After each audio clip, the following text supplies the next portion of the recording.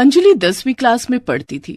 वो board exams के लिए फिजिक्स और गणित के लिए ट्यूशन पढ़ने जाया करती थी, जहां उसकी मुलाकात अभय से होती है। अभय 12वीं का छात्र था। दोनों साथ मिलकर पढ़ते। धीरे धीरे दोनों एक दूसरे से प्यार करने लगे। आगे क्या होता है जानने के लिए देखते हैं ट्यूशन का प्यार।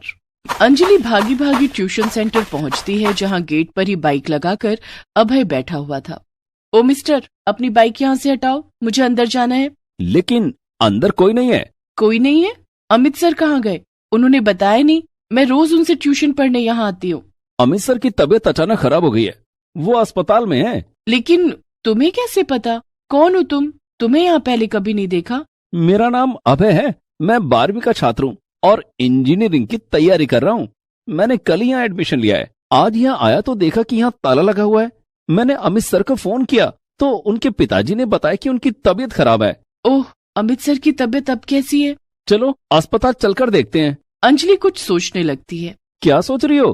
तुम घबराओ मत, मैं तुम्हें तुम्हारे घर पर छोड़ दूंगा। ठीक है। अंजलि अभय के साथ उसकी बाइक पर बैठकर अस्पताल पहुंचती है। दोनों अमित सर से मिलकर उनका हालचाल पूछते हैं। अस्पताल से निकलकर अभय अंजलि को अपनी बाइक पर बिठाकर उसके घर छोड़ देता है। Thank you Abhay. You are most welcome. Abhay अपने घर चला जाता है। अंजलि भी घर आ जाती है और अपनी पढ़ाई करने लगती है। कुछ दिन के बाद ट्यूशन वाले अमित सर की तबीयत ठीक हो जाती है और वो फिर से ट्यूशन क्लासेस स्टार्ट कर देते हैं। अंजलि और अभय भी ट्यूशन पढ़ने आने लगे। अब दोनों की रोज मुलाकात होने लगी। हाय अंजलि। हाय अभय, कैसे हो? मैं ठीक हूँ, तुम बताओ तुम्हारी बोर्ड परीक्षा की तैयारी कैसी चल रही है? कुछ हेल्प चाहिए तो बताना, मेरे पास 10वीं के सारे नोट्स रखे हैं। ये तो बहुत अच्छी बात है। अगर तुम अपने नोट्स मुझे दे दोगे तो मेरी बहुत हेल्प हो जाएगी। ओके, मैं कल ही तुम्हें नोट्स लाकर दे दूंगा। ट्यूशन खत्म होने के बाद चलो मैं तुम्हें तुम्हारे घर छोड़ दूं। नहीं, मैं खुद चली जाऊंगी। अंजलि, अब हम दोस्त हैं, तुम बाइक पर बैठ जाओ, मुझ पर भरोसा रखो, मैं तुम्हें नहीं गिराऊंगा। अभय की इस बात पर अंजलि को हंसी आ जाती है और वो उसकी बाइक पर बैठ जाती है। अभय उसे उसके घर छोड़ देता है। बाय अभय। अरे सुनो अंजलि। हाँ बोलो। कल ट्यूशन आओगी ना? हाँ आऊंगी। ओके। अभय वहाँ से चला जाता है। दूसरे दिन जब अंजलि ट्यूशन पढ़ने ट्यूशन सेंटर पर जाती है तो वहाँ अभय उसका इंतजार कर रहा था। उसने अंजलि की कॉपी के बीच में एक कार्ड रख दिया। अंजलि ने जब अपनी कॉपी खोली तो देखा उसमें बर्थडे कार्ड रखा हुआ था, जिसमें लिखा था हैप्पी बर्थडे डियर अंजलि, और साथ में एक बेहद खूबसूरत पेन भी था। ट्यूशन खत्म होने के बाद अंजलि ने अभय से पूछा, तुम्हें कैसे पता कि आज मेरा बर्थडे है? हम जिससे दोस्ती करते हैं उसके बारे में सारी खबर रखते हैं। कल जब तुम्हें घर छोड़ने तुम्हारे घर गया था तब तुम्हारे पापा मम्मी बातें कर रहे थे कि तुम्हें बर्थडे पर डिनर कराने कौन से रेस्टोरेंट में लेकर जाएंगे। तभी मुझे पता चल गया था कि आज तुम्हारा बर्थडे है। वैसे आज का दिन मेरे लिए बहुत खास है, क्या तुम मेरे साथ कहीं चलोगी? नहीं, मुझे घर जाना है वरना मम्मी गुस्सा करेगी। ठीक है, चलो मैं तुम्हें घर छोड़ देता हूँ। रास्ते में अंजलि और अभय रुककर आइसक्रीम खाते हैं। अब अंजलि और अभय दोनों सारा दिन इस बात का इंतजार करते कि कब शाम के 4 बजे और दोनों ट्यूशन पढ़ने जाएं। ट्यूशन पढ़ते समय अभय अंजलि को छिप छिप कर देखा करता। अंजलि को भी अभय का उसे देखना अच्छा लगता था। एक दिन शाम के 3 बज गए हैं, मुझे ट्यूशन जाना है, तैयार हो जाती हूँ। उस दिन अंजलि को न जाने क्या हो गया, उसे सजने का खूब मन कर रहा था। मम्मी का मेकअप इस्तेमाल कर लेती हूँ। वो अपनी माँ की अलमारी से मेकअप किट निकालती है और मेकअप करने लगती है। उसके बाद अच्छी सी ड्रेस पहनकर ट्यूशन पढ़ने के लिए निकल जाती है। अरे अंजलि, इतना सज धज के कहाँ जा रही है? माँ ट्यूशन पढ़ने जा रही हूँ। लेकिन ट्यूशन पढ़ने के लिए इतना तैयार होने की क्या जरूरत है? आज से पहले तुझे इतना तैयार होते नहीं देखा। और ये तूने कैसे कपड़े पहने हैं?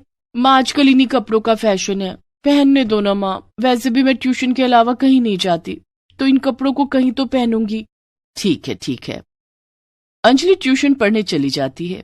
उस दिन अभय उसे देखते ही रह गया। अमित सर ट्यूशन पढ़ा रहे थे, लेकिन अंजलि और अभय एक दूसरे में खोए हुए थे। अभय ने अपनी कॉपी में कुछ लिखकर अंजलि की ओर बढ़ा दिया। कॉपी में लिखा था, क्या तुम कल शाम 4 बजे पार्क में मिलोगी? अंजलि ने अभय की तरफ देखकर हाँ में सिर हिला दिया। दूसरे दिन भी अंजलि सज सवर कर ट्यूशन के लिए निकली, लेकिन उस दिन अभय और अंजलि दोनों ट्यूशन न जाकर पार्क में पहुंच गए। अंजलि, मैं तुमसे कुछ कहना चाहता हूँ। बोलो अभय। मैं तुमसे प्यार करने लगा हूं। अंजलि शर्मा जाती है। तुम भी कुछ कहो ना, क्या तुम भी मुझसे? हाँ भाई, अब मैं भी तुमसे प्यार करने लगी हूँ। प्यार के इजहार के बाद अंजलि और अभय अब अक्सर ट्यूशन छोड़कर एक दूसरे से मिलने लगे। घर आने के बाद भी दोनों फोन पर घंटों एक दूसरे से बातें किया करते।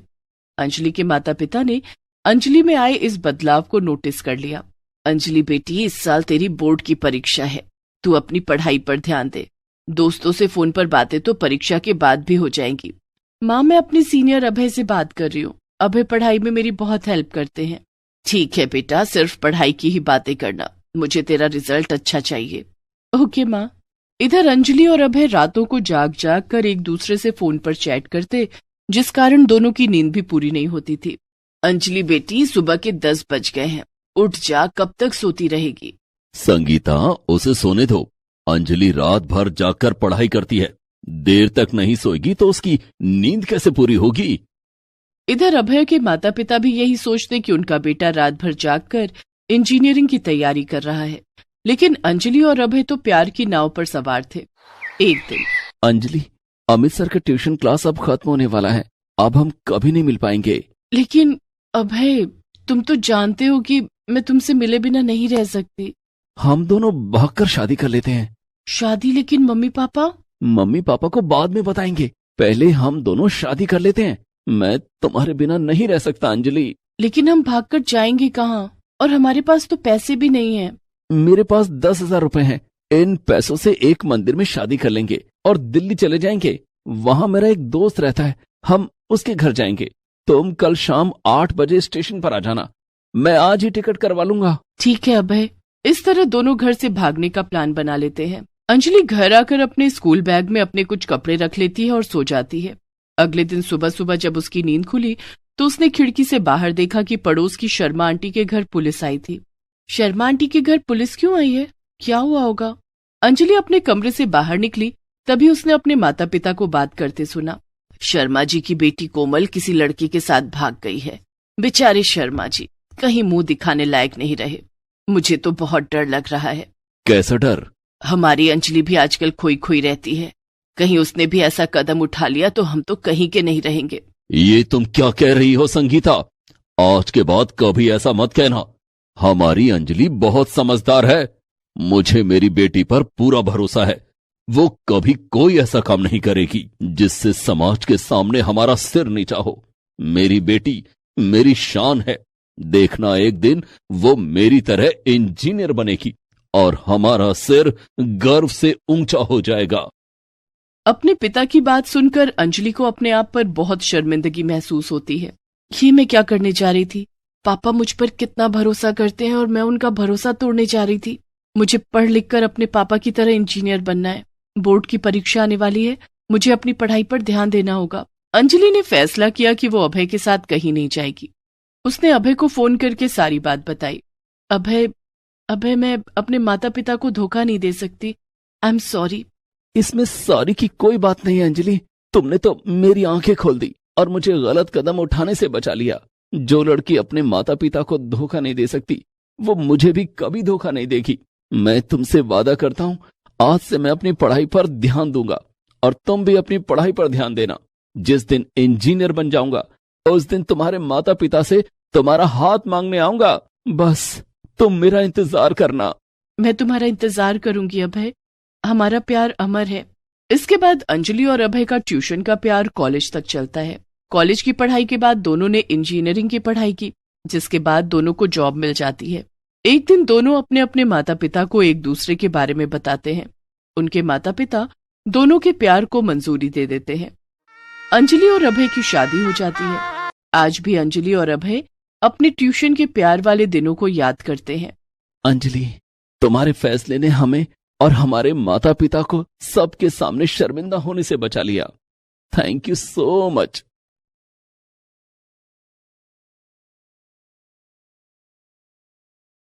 क्लास टीचर से प्यार। प्रेरणा 10वीं कक्षा की छात्रा थी। उसे अपने क्लास टीचर अरुण से प्यार हो गया था और वो हमेशा उनके ख्यालों में खोई रहती। फिर क्या हुआ, जानने के लिए देखते हैं क्लास टीचर से प्यार। अरुण सर क्लास में बच्चों को पढ़ा रहे थे, लेकिन प्रेरणा का ध्यान पढ़ाई पर नहीं था। वो सिर्फ अरुण सर को देख रही थी। प्रेरणा, तुम्हारा ध्यान किधर है? जी यही है सर। तो बताओ, अभी मैं क्या पढ़ा रहा हूँ? जी वो प्रेरणा चुप थी, क्योंकि उसे पता ही नहीं था कि अरुण सर क्या पढ़ा रहे थे। क्लास के सभी बच्चे हंसने लगते हैं। तुम सब चुप हो जाओ, किसी पर हंसना अच्छी बात नहीं है। प्रेरणा, तुम 10वीं कक्षा में पढ़ती हो, तुम्हें इस बात का बहुत ध्यान रखना चाहिए और अपनी पढ़ाई पर ध्यान देना चाहिए। तुम्हारे बोर्ड एग्जाम्स आने वाले हैं, अगर तुमने रिजल्ट अच्छा नहीं किया तो मेरी बहुत बदनामी हो जाएगी। मुझे माफ कर दीजिए सर, मैं अपना ध्यान पढ़ाई में लगाऊंगी। ठीक है, बैठ जाओ। सभी बच्चों ध्यान से सुनो, कल रविवार है, कल छुट्टी है, इसलिए मैं तुम लोगों को कुछ होमवर्क दे रहा हूँ। सोमवार को सब अपना अपना होमवर्क करके लाना। रविवार सुनते ही प्रेरणा उदास हो जाती है और मन में सोचती है, कल स्कूल बंद है, मैं स्कूल नहीं आऊंगी तो अरुण सर को कैसे देखूंगी। अरुण सर कितने हैंडसम हैं, इनको जब तक ना देखूं तो मेरा मन ही नहीं लगता। मैं अरुण सर को कैसे बताऊं कि मैं उनसे कितना प्यार करती हूँ। शाम को छुट्टी के बाद सभी बच्चे घर चले जाते हैं। दूसरे दिन रविवार की छुट्टी थी। प्रेरणा देर तक सो रही थी, तभी उसकी माँ सुजाता उसके कमरे में आई। प्रेरणा, बेटी प्रेरणा, उठ जाओ, सुबह के 10 बज चुके हैं। नहा धोकर तैयार हो जा, स्कूल से जो होमवर्क मिला है उसे पूरा कर ले। ओहो माँ, थोड़ी देर और सोने दो ना, कितना अच्छा सपना देख रही थी, आपने जगा दिया। सपने बाद में देख लेना, पहले उठ जा। प्रेरणा उठ जाती है। ओहो, कितना सुहाना सपना था। सपने में अरुण सर और मैं क्लास में अकेले थे। काश कभी ऐसा मौका सच में मिल जाता। प्रेरणा उठकर नहा लेती है और नाश्ता करके बैठी होती है। आज अरुण सर को देखने का बहुत दिल हो रहा है, लेकिन क्या करूं, आज उन्हें कैसे देखूं। तभी उसके दिमाग में एक आइडिया आता है। सवाल समझ नहीं आने का बहाना बनाकर उन्हें वीडियो कॉल करती हूँ, इसी बहाने उन्हें देख लूंगी, लेकिन उससे पहले थोड़ा मेकअप कर लूं। प्रेरणा मेकअप करती है और तैयार होने के बाद अरुण सर को वीडियो कॉल करती है। हेलो प्रेरणा, बोलो क्या बात है, तुमने मुझे वीडियो कॉल क्यों किया है?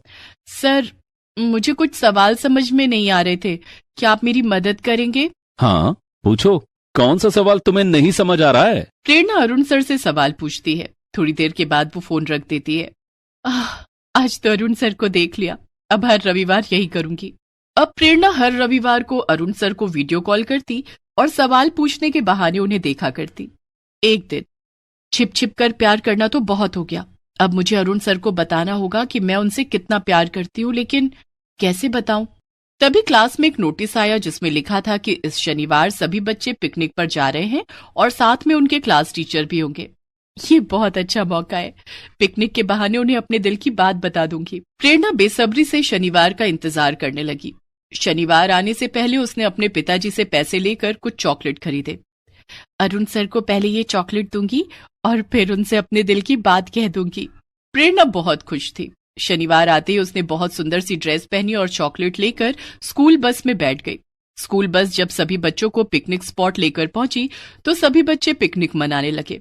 कोई खेल रहा था, कोई झूला झूल रहा था, तो कोई चिप्स खा रहा था, लेकिन इन सब के बीच प्रेरणा की नजर अरुण सर पर टिकी हुई थी। अरुण सर से अपने दिल की बात कैसे कहूँ, सर के पास तो हमेशा कोई ना कोई रहता है। तभी प्रेरणा का ध्यान पिकनिक स्पॉट पर एक झील पर जाता है जिसमें कई लोग बोटिंग कर रहे थे। सर से कहती हूँ कि मुझे बोटिंग करनी है और वो मुझे बोट में लेकर चले।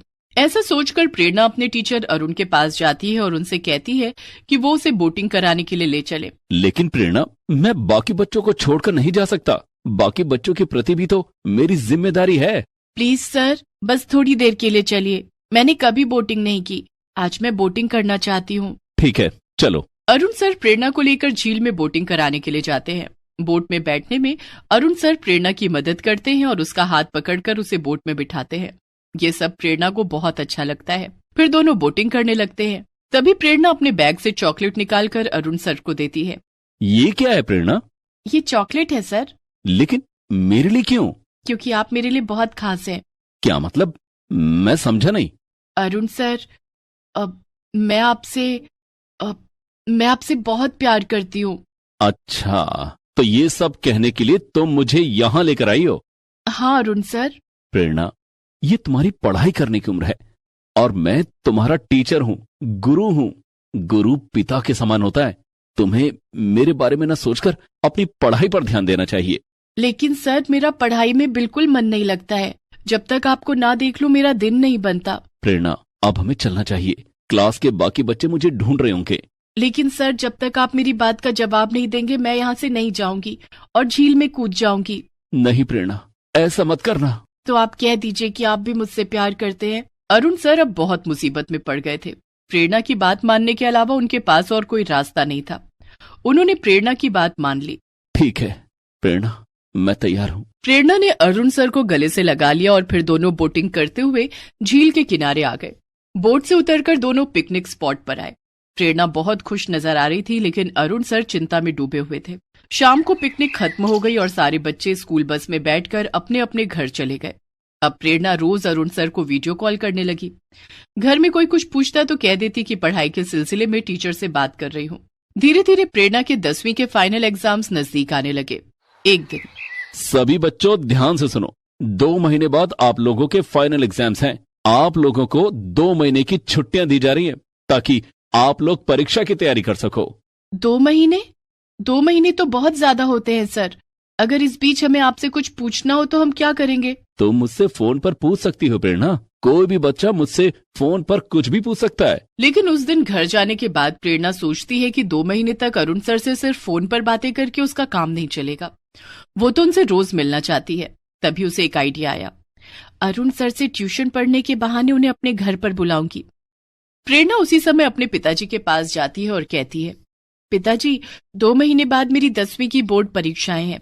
परीक्षाएं अच्छे से हों और अच्छे नंबर आए, इसके लिए मैं ट्यूशन पढ़ना चाहती हूँ। ठीक है प्रेरणा, मैं तुम्हारे लिए एक अच्छा सा टीचर रख देता हूँ जो तुम्हारे पढ़ाने के लिए रोज घर आएगा। पिताजी, आपको टीचर ढूंढने की कोई जरूरत नहीं है। अरुण सर है ना, उनसे अच्छा टीचर और कोई हो ही नहीं सकता।